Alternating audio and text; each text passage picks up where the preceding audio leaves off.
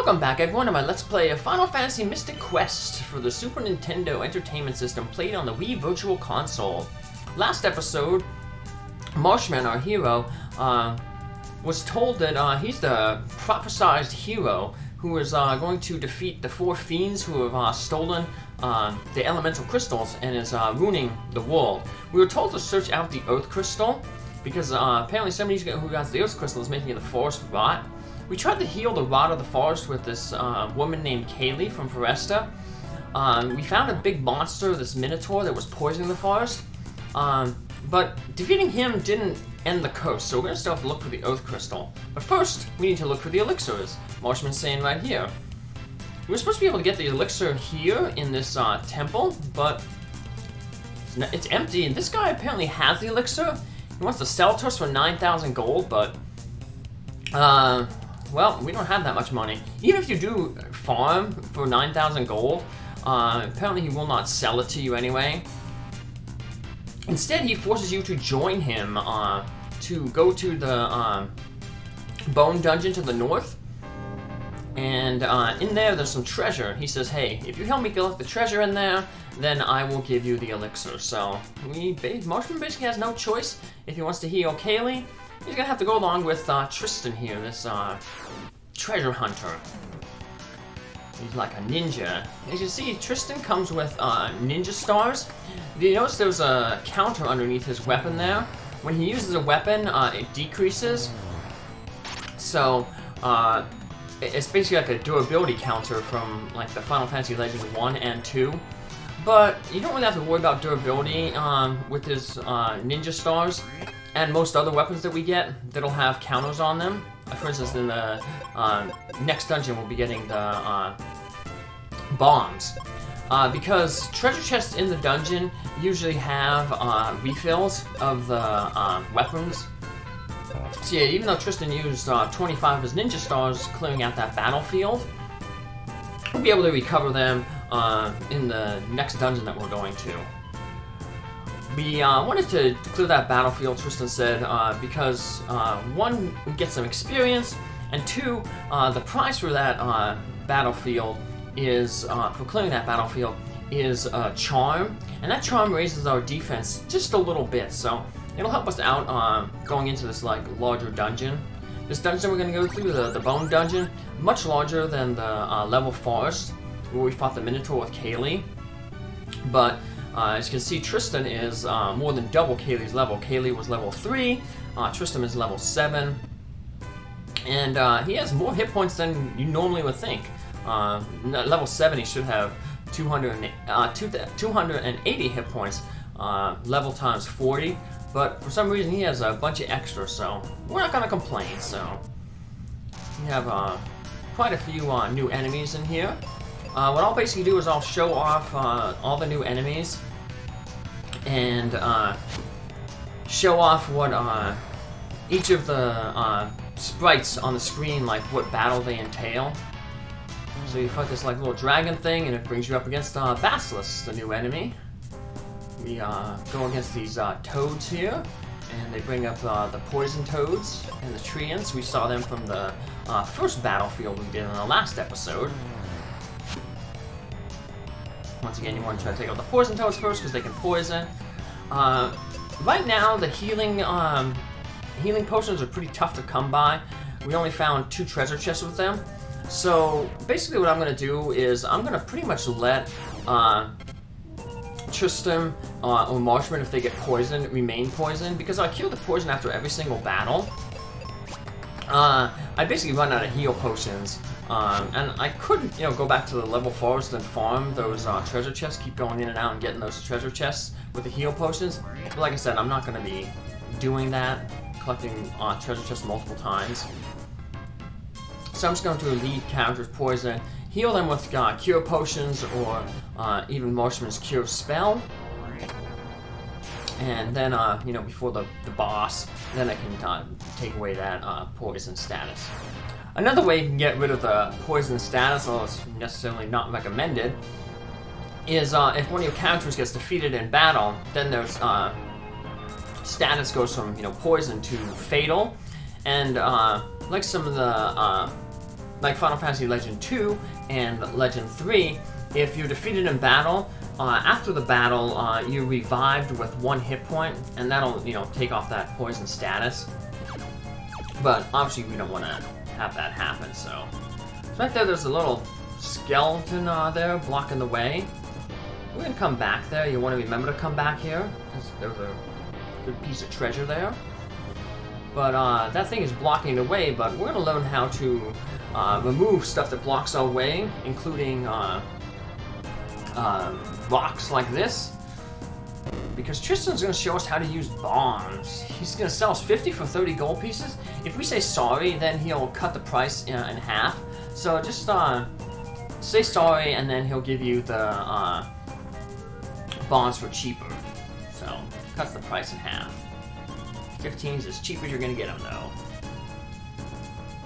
So you can switch your weapons pressing the R button on the controller. So we're going to keep the bombs here. On the overworld, if you use the bomb, it could blow up, you know, rock walls and certain barriers. In this dungeon, there's going to be a lot of like skeleton barriers. So it's kind of like Zelda, you know, the bombs are used to open new passages up. You want to do that because we get a steel shield. Like the charm is going to increase our defense. But there's still just, you know, basic equipment. We got steel armor, steel shield, we have that steel sword. None of them have real like elemental properties or protections. We've got some new enemies here. These bows have rock enemies. That we can shoot things and throwing weapons and projectile weapons basically. Are classified as shoot weapons. So Tristam's stars are going to be shoot weapons. Later on we'll get a character who uses a bow. That'll be a shoot weapon as well. Speaking of weapons, if you notice that when I was attacking with the Marshman, when I started attacking with Marshman, both enemies were selected. Bombs hit every single enemy on the battlefield. Bombs are really, really powerful if you look at their like pure stat in terms of offensive power. But the problem is, because they hit everybody, their attack power is decreased the more enemies it hits. So, say there's 3 enemies, a bomb might only do 100 damage to every enemy. But if there's 2 enemies, it'll do like 150 to each enemy. And then if there's only 1 enemy, it'll do like 300 damage. So, just throwing some numbers out there, that's not necessarily true. But the more targets it hits, the less damage it's going to do. So it can be a little deceiving when you see the high attack power of the bombs. But they're still a good weapon to use. For the most part, though, I'm going to be sticking with the axe. Unless there's a big group of enemies. You can change your weapons in battle as well. Because most of the time I'm only fighting, you know, 2 enemies at a time. And Tristam can usually take out 1 by himself with the ninja stars. And so I don't really feel the need to really use bombs all that much. I want to also, like I said, conserve them. So we blow up this dragon. And I'm going to head to a secret room over here. I'm going to jump on all these turtle shells. Grab this treasure chest, some more ninja stars. So as you can see, yeah, we're replenishing Tristam's stars pretty easily. And Tristam doesn't stay with our party all that long, or doesn't stay with Marshman all that long. So, as long as you're picking up these treasure chests, he'll never run out of ninja stars. So. Now, we see that, I haven't pointed it out yet, but in the past few screens we've seen there's like moving sand. Unfortunately, all that sand is moving in the direction we don't want to go, so you can't step in that sand to bypass these enemy encounters. Because it just pushes you back to, now when we're leaving the dungeon, we're going to have to walk out this dungeon because we don't have the exit spell. We can just kind of use the sand as like a conveyor belt to pull us, get out of the dungeon a little bit faster. But yeah, the way the sand's moving, we can't use it to avoid the enemies. But, you know, hey, experience is good. As you can see, I'm still keeping my character's poison, because poison doesn't damage on the overworld. It's not like Dragon Quest, where, you know, every few steps you take, you're going to lose hit points because of the poison. Basically, it only affects you between rounds in battle. So if you enter a battle and you defeat the enemy in one turn, before you have to input your commands for the second turn, the poison is not really going to damage you, so... And there's quite a few, I haven't really been seeing them because I got mainly off-screening all these battles, but you can run into those poison toads, and they will of course poison you, so yeah, you'd be healing a lot, so... Switch back to our bombs, blow up this mouth, and on up. Head here, we're going to get our first black magic spell, the Quake spell. That hits all enemies. Switch back to our bombs. Marshman, unfortunately, was defeated in that battle. But Tristam came with the life spell. He used it on Marshman, so now Marshman's poison status is removed. So now we're going to remove Tristam's poison status by using the we use a heal potion on him. And we can use some of our cure potions here to heal ourselves up. Like I said, they do basically a fourth of your total life. Like I said, it's usually for the most case, you know, your level times 10. And here we have the boss of the Bone Dungeon. And he says we're never going to beat him because he has the power of the Earth Crystal. It's the Flameless Rex. I'm going to use the Quake spell against him. It does more damage than our bombs will do. You can also, if you want to, use the Cure spell on him, which will actually do more damage than the Quake spell.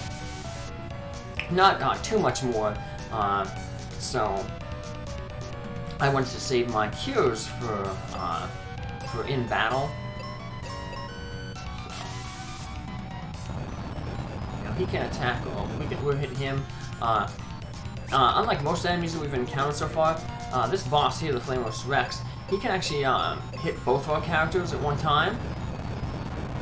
So that makes him a little bit more difficult. Yeah, see, he has like a Quake spell too, and he also has this other like bone missile spell that he shoots his ribs out at you. So now we can use whatchamacallit, the life spell. Tristan's going to use that at times to heal entirely in battle. The life spell, like I said, normally you think would just heal your character to, just heal your character if they're knocked out. But you can also use it before your character's knocked out to heal them completely. So you see Tristan's using the life spell here, and it's going to get Marshman up to full hit points. Which is good because, unfortunately, I was going to use the life spell on Tristan here to heal him, but the Flameless Rex decides to target Tristam, and he falls. But luckily, the Flameless Rex is basically on his final phase, so didn't need too much more damage, and I'm going to finish him off here with Marshman. Ran out of Quake spells, but that's okay. He was pretty much down, like I said, to his last phase. So we just throw 3 bombs on him, and we finish him off. And by defeating him, we unlock the Earth Crystal, and Tristam unlocks this treasure. And he's going to get what he wants, and then he's going to, luckily, he's an honest guy, and he's going to fulfill his part of the bargain. And since we helped him get this treasure chest, he's going to give us the elixir. And it's a weapon that we'll eventually get later on. It's like a hook shot. That's like the chain in Final Fantasy Adventure. You can use it to wrap around posts and drag you across gaps. You want to grab that sand coin because it's needed to open a door in a future dungeon coming up. So now the Earth Crystal, nothing you can do with it there. You basically, once you've freed it from the clutches of the monster, it basically will just activated because it's no longer under the monster's corruption. So it's not like you have to collect the crystal or purify it like the orbs in Final Fantasy 1. You just free it from the monster, and the game will take care of it on its own. So now we're leaving the dungeon, we can step on these sand passages and have them push us forward a little bit, make us walk a little faster. We've already cleared out all the enemies, so walking out is going to be easy. We wanted to clear out all the enemies while we had Tristam with us, because it just makes life easier when you have a partner. So there are 4 partners in total, and each of them will join you twice on your adventures. So eventually Kaeli will join us again, and Tristam will join us again, and we have 2 more characters who will eventually join us. But let's just get out of this dungeon. If you missed the steel shield up there, remember to get a bomb, blow up that skeleton, blocking the way.